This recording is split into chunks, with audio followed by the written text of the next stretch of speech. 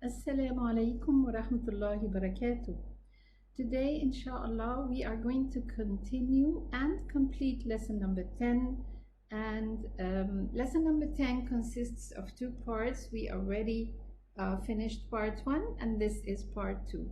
We start Bismillah ar-Rahman ar-Rahim wa bis-salah ala Rasulillah sallallahu alayhi wa sallam wa nahmiduhu subhanahu wa ta'ala ونشكره الذي هدانا لهذا وما كنا لنهتدي لولا أن هدانا الله. Alhamdulillah that He guided us through this path, and without Him we wouldn't have been able to pick up this path on our own. Alhamdulillah, alhamdulillah.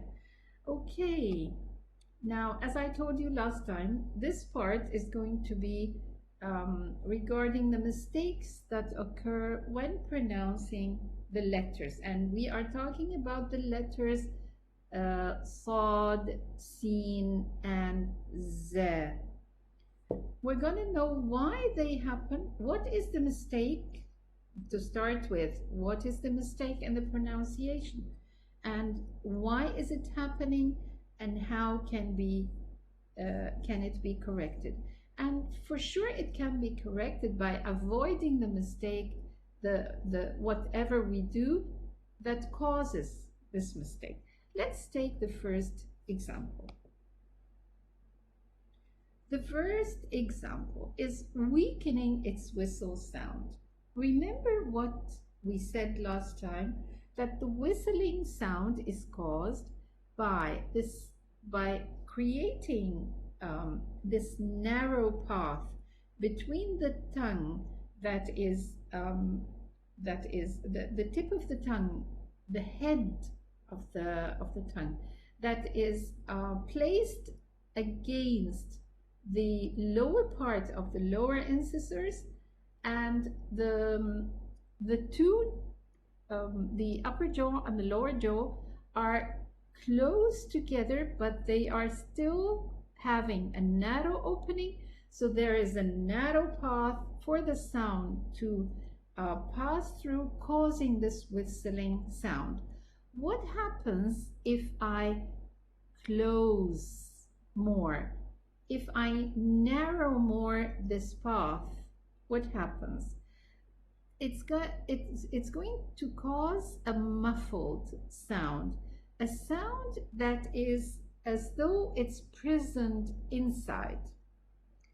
And we're going to hear a very weak whistling sound, although the whistle character is one of the strong characters within all the characters. We haven't talked about this before, and inshallah, when we go to the more deeper in the characters at the end of this program, we are going to realize that there are strong characters and weak characters. For example, if I ask you the character which is ashidda, okay, and rakhawa, which is the strong one and which is the weak one? The shidda is the strong one and rakhawa is the weaker than this, okay, and so on. So the whistling character is a strong character, but by really narrowing this path, it becomes weak sound, okay? The whistle becomes a weak sound. Let's give it a try. How do we pronounce it? Normally we will say as-salihin, yazakka, al-masjid, right? This is the normal whistling sound. But if I close, it's going, maybe I'll give it a try. As-sa, okay? Al-masjid, closing it. Yazakka, okay? So it's kind of making it as though it is harf shadid, but of course the whistle sound is there, but it's not as flowing as it should be, nor is it strong as it should be. What we should do is that we let the flow of the whistle be heard. As-salihin. Okay? Al-masjid. Especially when they are sukun letters. Yazakka. Beautiful sound. This whistling sound is so beautiful, mashallah. The next mistake that we can fall into is that some people use the lower lip while pronouncing those letters.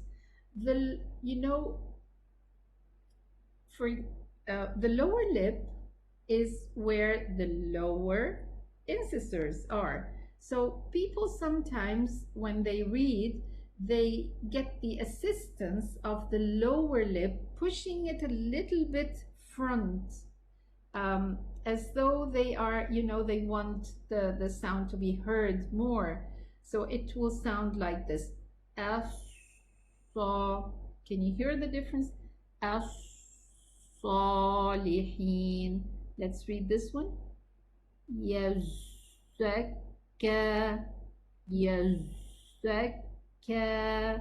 So it's totally a wrong pronunciation. There is no rule for the lips, whether it's the above lips or the lower lips. Only the lower incisors are the part that is responsible for the pronunciation. Okay, good. And here is something similar.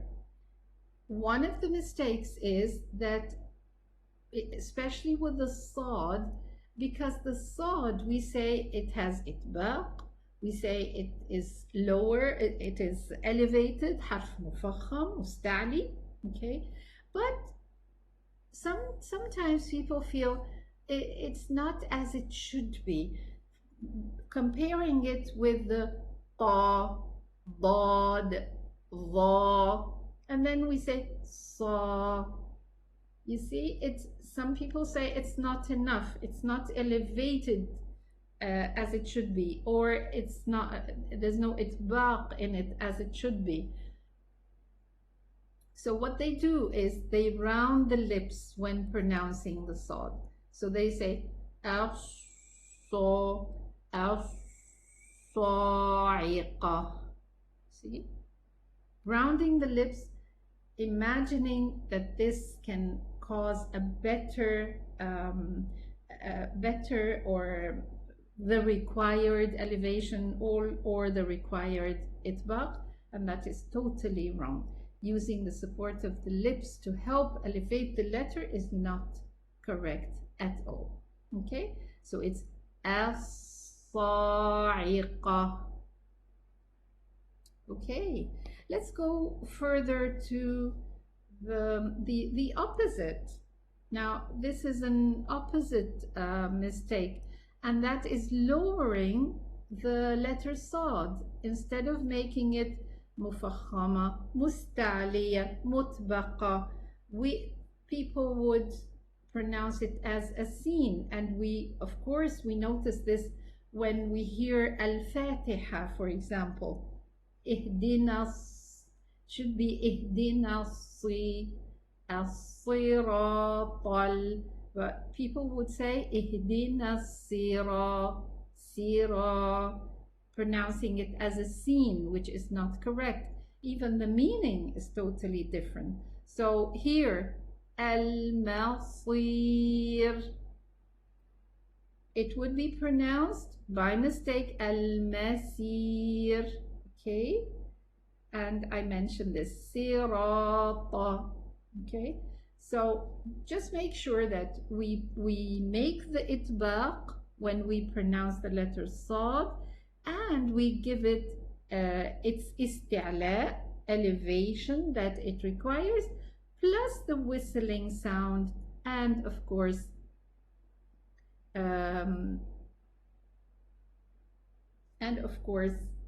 ar-rakhawa, because the three letters have this rakhawa, okay, the running of the sound. Okay, and this is the opposite of what we were just saying. you know, the scene here, because we have a ta coming after it and a ra mufakhama also, what do? We elevate the pronunciation of the scene. So we say yasturun. We pronounce it as sad, and that is a mistake. Okay, and by the way, also the ya sometimes is also elevated, so the whole word is elevated, so it's read wrongly, ya yasturun. Okay, and that's totally wrong.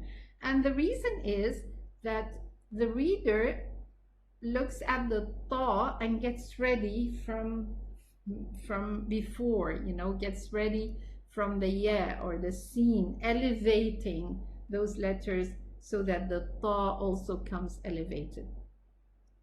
But the letters are individuals that are related without losing their characters. Okay. Okay, let us see what we have here. Yeah, this is one of the mistakes really that we should be very careful with, because many of us fall in this mistake, and that is mixing the sound of the scene with the sound of the letter za. We know that the scene has jahr, while this we know that the za has jahr, while the scene has hams, right? So what we do is that we say wasjud, not wasjud. Okay, and I want you to notice that it occurs very frequent when the jim letter exists. Okay, and here al-mazjur, this is the wrong pronunciation. The correct pronunciation is al-masjur.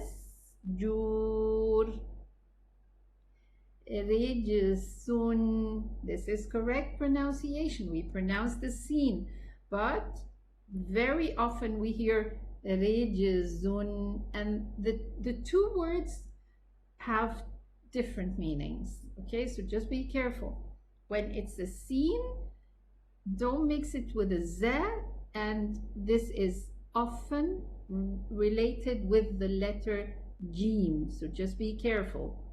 Wasjud, al-masjur, rijsun. Okay, this is how they are pronounced.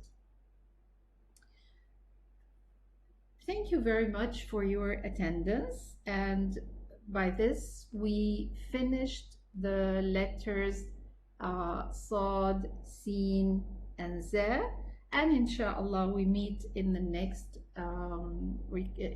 lesson, inshallah, with other letters, inshallah. I hope that these lessons are beneficial for you, and thank you very much for your attendance. I'll see you next time, inshallah. Assalamu alaikum wa rahmatullahi wa barakatuh.